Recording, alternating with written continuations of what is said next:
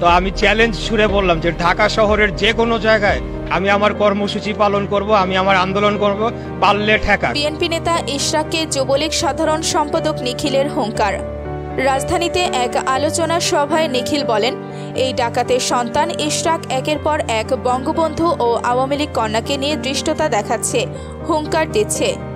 তাকে এই বংশালে ঘর থেকে বের হতে দিবেন না। সবাই শপথ গ্রহণ করুন। সাদেক হোসেন খোকার ছেলে এই ডাকাতের বাচ্চা, তাকে আপনারা এই বংশালের মাটিতে ঘর থেকে বের হতে দেবেন না। নিখিলের এমন বক্তব্য সামাজিক মাধ্যমে ব্যাপক ভাইরাল হয়েছে। অবশ্য নিখিলের বক্তব্যে কড়া জবাব দিয়েছেন বিএনপি নেতা ইশরাক হোসেন।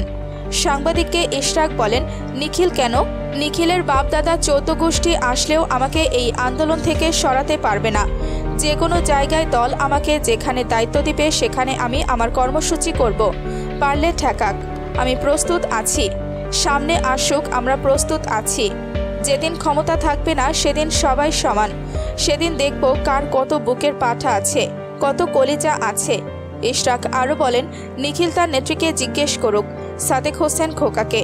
1991 সালে 30,000 ভোটে সাদেক হোসেন খোকার কাছে হেরেছিল তার নেত্রী। ইশরাক বলেন, আগামীতে নিখিলের কথার সমুচিত জবাব দিবে ঢাকার জনগণ এবং তার কি পরিণতি হবে সেটা বাংলাদেশের জনগণ সময়মতো নির্ধারণ করবে, সেটা আমরা বলবো না।